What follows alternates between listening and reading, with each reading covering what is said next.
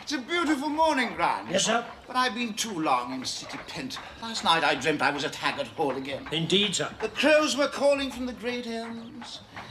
Hay wains creaked along the dusty roads, and on the air I could hear the drone of the bee, drunk with nectar, returning homewards. And I would do the same. You can't. You haven't paid the bill. What? Then bring the horses round to the rear gate. We'll leave before breakfast. I can't. The landlord's locked them up. And you big jest. Why? Against settlement. You mean he doesn't trust me? No, he says you're a scurvy knave and he's looking through the wanted posters. Roderick, arise. Our honour has been impugned. What? Where is the rascal? I'll have his teeth for cufflinks. No, it's money we need, not violence. How much money do you have, Roderick? Now, tell me frankly. All I have is the lucky sixpence you gave me to wear about my neck. You told me whilst I had that, I'd never be destitute. You've just become destitute. But, Father, now I have nothing left in the world. And what's happened to the fourpence I gave you last night? I gave it to a girl on Westminster Bridge. Oh, indeed. She was selling gingerbread. Oh, so you bought gingerbreadage. I gave her fourpence for an extra large portion. Oh. And, you get enough, sir? More than I could manage. Oh, and was it tasty?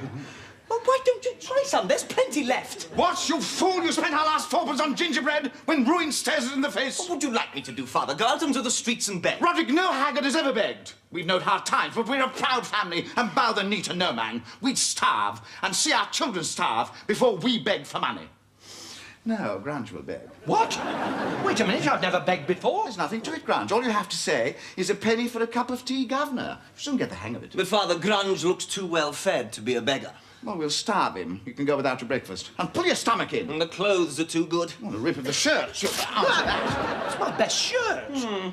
How about a few sores? No, I think you do better with the shakes. Could you manage the shakes? Shaking goes down very well. No, I can't. Well, in that case, I think... an honest artisan with the croup.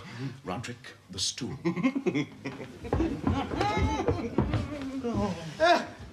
Close your eyes, Grant. A little more on there. That's better. Father, if he had a fit and foamed at the mouth, it'd go even better. Could you manage a fit and a little foaming? Certainly not. Oh, well, perhaps some shaving soap. Yeah. Oh, that's certainly an improvement. Roll your eyes, Grant. Splendid! You're looking an absolute wreck, Grant. Nothing doing. Begging's against the law. I'd go to prison. You go to prison if you don't pay the bill. Or do you have some money of your own? No, sir. Upside down with him, Roderick. No! No money? You have a guinea. That's for my old age. You'll be damned lucky to reach it, Grunge. Give me that back. It's mine. I'm going to teach you about money, Grunge. How one coin will attract another.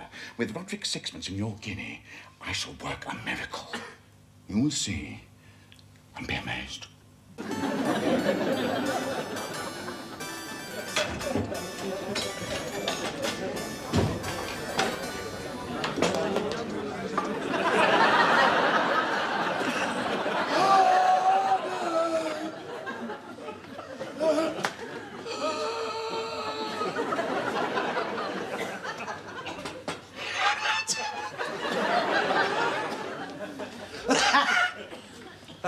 Keep it wet, fella. That chair is taken. I'm sorry, sir.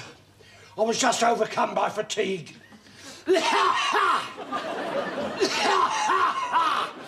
Any mouldy bread you don't want, sir? Certainly not. Do I look like a man who eats mouldy bread, you cur? Get away. Sorry, sir. You haven't got any orange peel I could suck? Just to keep off the scurvy? No, but I'm sure they'll have plenty in the workhouse. What about the apple core? After you with the apple core. Be damned to you with your apple cores and your beggarly ways. Be gone. I'm not a beggar, sir. Just an honest artisan with the croup. Oh, excuse me, sir, I'm going to shake. Would you mind holding it on the table, sir? Once I start to shake, I can't stop. It's the palsy, you see. Oh, cool, blimey, here we go. Look at this.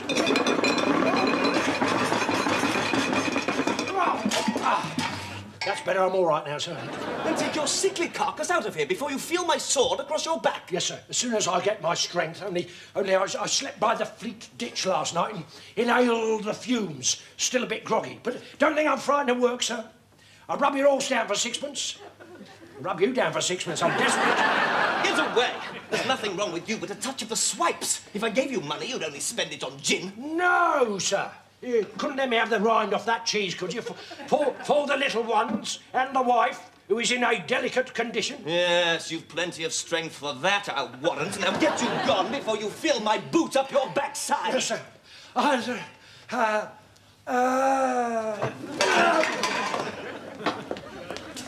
Excuse me, sir. I'm a physician. May I examine this poor fellow?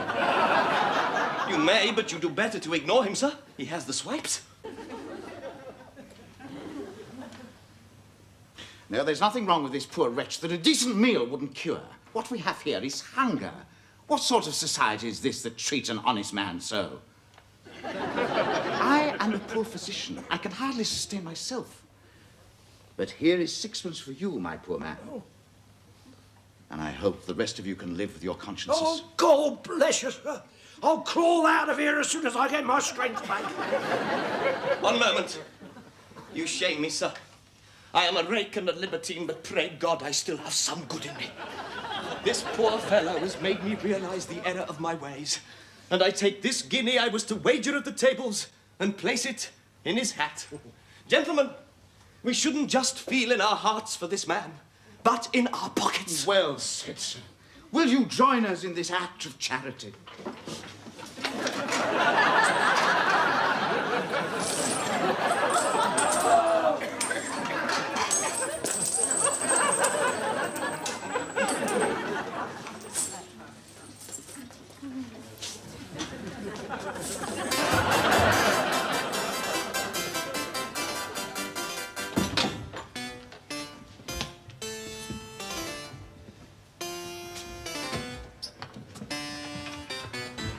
Going somewhere, Grant. Just taking the bags down, sir. Don't you mean bag? You only appear to have yours. It's all I can manage. Is it the groin strain again, Grant? Yes, sir. Then we've done you an injustice. We thought you may have been taking to your heels. With the money. As if I would, sir. How much money was there, Grant? We were unable to count it. You left in such a hurry. I think you'll be disappointed. I thought we might be. Barely £5 and a groat. What? I thought there'd be more than that, didn't you, Roderick? Yes, they filled your hat, Grant. And that's a tall order, 7 1/4, isn't it? But it was mainly change. Skinflints, a lot of them. Big words and small coins. In fact, some even took money out. Took money out. What's the world coming to? Still, we must make the best of it. And we shall turn this into 50 guineas by this evening. How, Father? Money begats money, Roderick. And these little rascals will breed like rabbits for us. All we need is a ring and a rustic. A ring and a rustic. This is another stratagem. Exactly. What we need is a man so low, stupid, and ignorant, no one would think him capable of cunning and guile. I am, of course, referring to Brown. No, I'm not doing anything criminal. We're not criminals. We're merely using people's greed against themselves. No, I will not countenance wrongdoing. It is not in my nature. You do it, damn it, or I'll cut your ears off and let your hat fall over your face. No, Roderick! A man's character is his own affair. And I will be the last man to lead this faithful old retainer down the slippery slope to perdition. No, we should rejoice in his honesty and respect him for it. I take my hat off to you, Grant. Sir.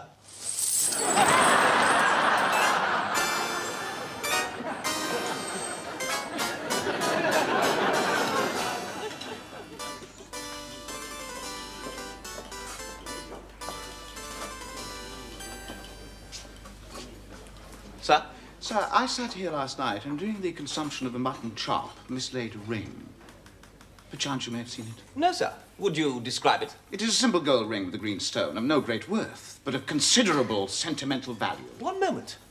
Do I have the honour of addressing Sir Greville Carew, keeper of the royal codpiece and master of the privy? The same, sir. I thought so. I recognised you from the picture by Romney which hangs in the academy. It is a tolerable likeness. And you wear the ring in the picture. Indeed. It was given to my father for bridging an open sewer for the king to cross. Using my father's head as a stepping stone. he was able to avoid the vile effluent on his royal personage. And he was forever grateful. I've heard the story often, sir. And how are things at court? The king grows madder by the hour.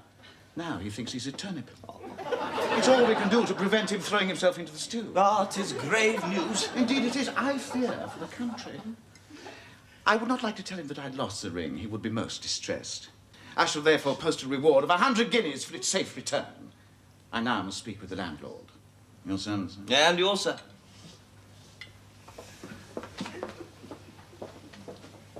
Did you say Sir Greville Carew?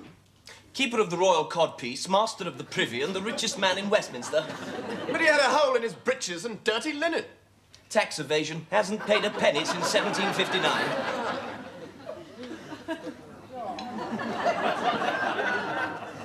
I've just come up from Somerset, where the cider apples grow. Get out of here, fella! This room is for gentlemen. Oh, I realise that, sir, and I would not have intruded, but I seek the advice of a gentleman, sir. Why, sir? Well, I found this ring out there in the dust and wondered if it had any value. Let me see. A gold ring with a green stone. No, it has no value. The stone is glass, the gold is pinchbeck. But I'll give you a guinea for it. Why, sir? Because it's taken my fancy. I will give you 5. What? 5? That's a fortune to a poor man. I wish to make a present of it to one of my servants. 5. I shall have that ring, sir. 10. 20. I've set my heart upon. 30. The ring is mine, sir. And 50 says it is not, sir. Then the devil take you, for I have no more money. And damn you for a crafty, conniving bumpkin. Let me say 30. I may be cabbage looking, but I ain't green. We said 50. And there you are, you knave. Give me the ring. Thank you, sir. I shall now be able to buy the meadow I set my heart upon, a few cows, and marry my own dear sweetheart. But first, some gingerbread.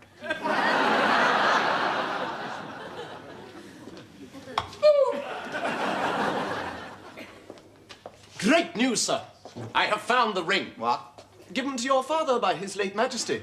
I found it in the street and claimed the reward. The ring. The stone is glass, and the gold is pinchbeck. Do you think the king would give a bauble like this to my father? But I gave 50 guineas for it. Then you wear it, sir. Through the nose, sir. You don't think my father stood up to his neck in shite for a piece of tack like that, do you? You insult me, sir.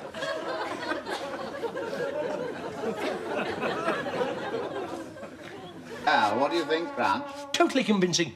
Anyone would take it for an honest man. What? I mean, simple squire up from the country. Exactly. Simple squire, come to see his bootmaker and take in sights. Clothes certainly maketh the man, sir. Maketh me. It's all that's holding me up. And I'm sick of gingerbread. Then why don't we sup? Because we need every penny for the cocoa tree, where we shall win a fortune at cards. And the sandwiches are free.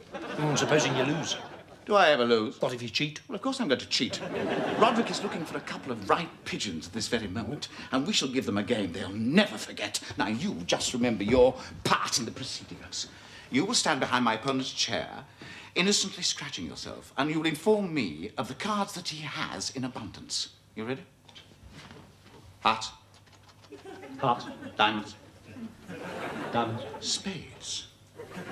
Spades. Clubs. Clubs. Very good. Now watch this and see if my hands have lost their cunning. Name a card. Ace of clubs. Good Lord. Yes, that surprises you, doesn't it, Grant? Yes, it's the 10 of diamonds.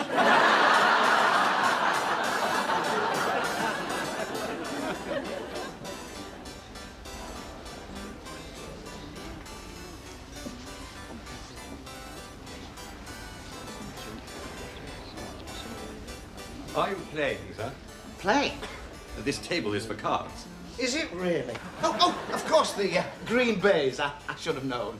You are a stranger here? Yes, I've just come up to see my bootmaker and a little of life, but I've always wanted to see the club where I believe great fortunes are won and lost on the turn of a card. They are indeed. Do you play? Oh, no, I only came to watch. I'm so frightfully clumsy, and these horny old hands are more accustomed to the plough than to cards. But I do enjoy a game of whist with the parson. I see. Well, we could play whist, sir. Perhaps we could arrange a 4.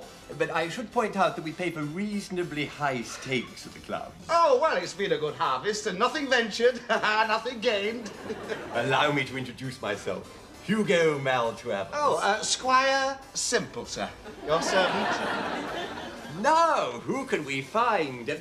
My lord. Hugo. Would you care to join us for a game? Well, perhaps a few hands. I sat up all last night with Fox and lost 10,000 guineas. 10,000 guineas? Squire Simple. He's come up from the country to show us city blades how to play. Indeed. Indeed. Squire Simple. Sandwich. Cheese and pickle would be most welcome.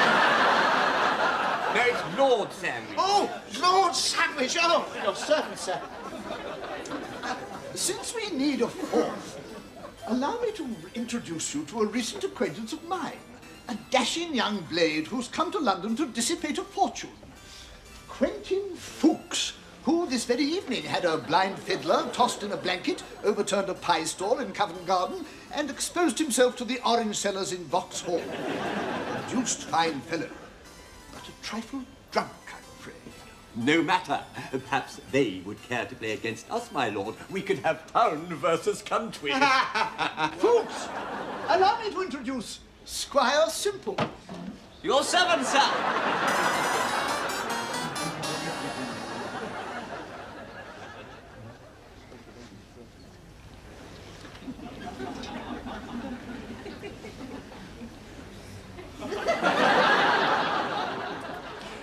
Damn it, I've never known such luck. If it is luck. Do you have an irritation, sir? Who, sir? Me, sir? Yes, sir, you, sir. You scratch your nose, sir. It itches, sir. And you pull your ear, sir. Do I indeed? Fancy that. The habit of a lifetime, and I hadn't even noticed. What are you suggesting, Hugo? Only that when Simple pulls his ear and Fuchs scratches his nose, we lose a hand. Are you suggesting they have an understanding? Come, Hugo, for that they need to know each other, whereas the truth is that Simple is your acquaintance and Fuchs is mine. No, I'm more concerned with that fellow standing behind your chair. What? He's been scratching himself to death for the past 3 hours. He seems to be in the terminal stages of infestation. He's got no place in polite society. Stewards, have him removed and ducked in the horse trough. I've never seen a fellow so verminous.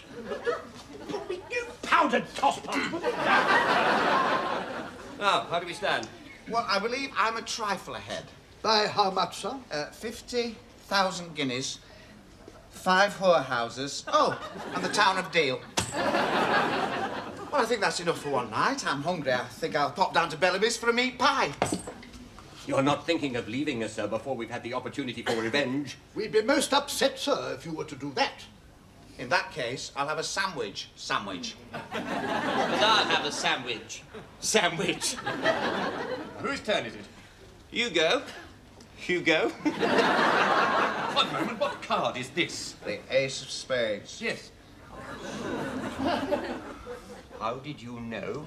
Well, it's just a lucky guess. What is it now, Hugo? This is not the card I played a moment ago. It is crumpled and greasy, as though it has been in someone's pocket or upper sleeve. Yeah, and look, it is marked. And so is the king and the queen. They are all marked upon the back. Someone has substituted marked cards. You mean there's a cheat at the table? I'll play no more. Whoever substituted these cards will have the proper cards upon his person. That I warrant. A search would prove it. But whom do you suspect, Hugo? The one who is winning the most. Are you suggesting? They're not all simple. Oh, I see. That's the way of it, is it? You take me for a country bumpkin, you invite me to play, and when I start winning, you accuse me of cheating. Well, that's an old trick. Well, no one calls Squire Simple rogue or cheat. You can search me and be damned to you. Stay, sir. There are ladies present.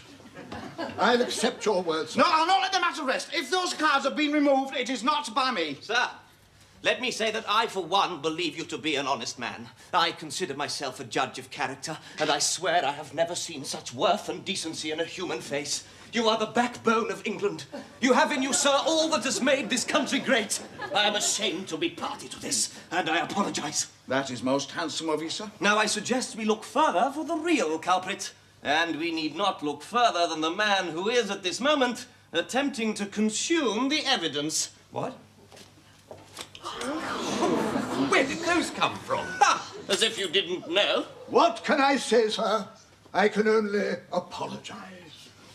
Hugo, what made you do it? I didn't do it. I didn't put them there. A likely story. Couldn't you take your losses like a man, Maltravers? He who gambles must be prepared to lose. And I'd sooner be the poorest man in England than cheat at cards. I've always faced misfortune with a smile. I suggest you do the same. Well said, Father.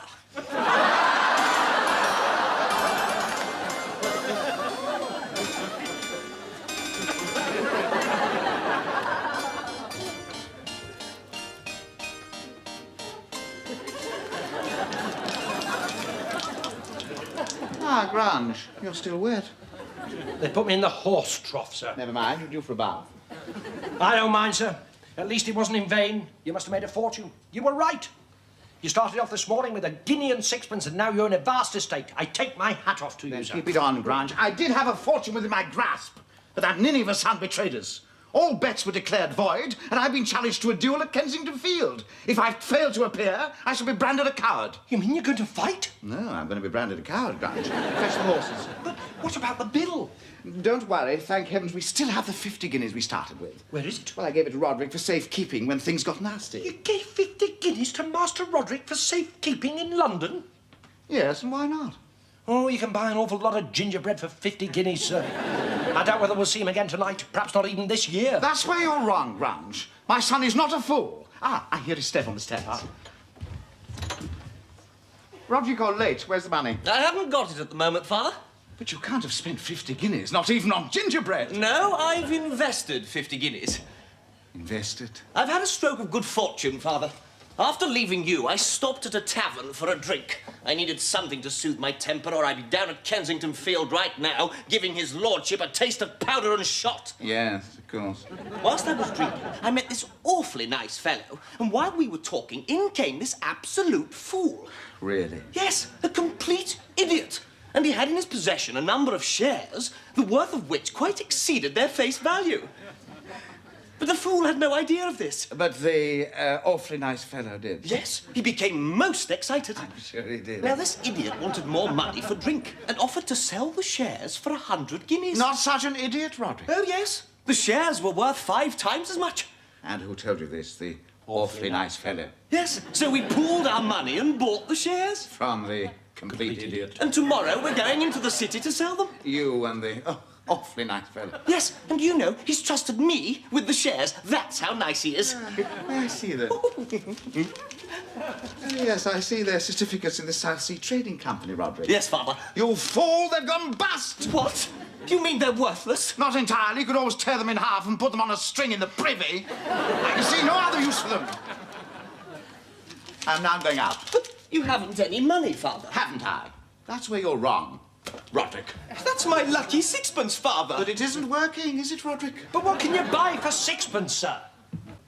Gingerbread.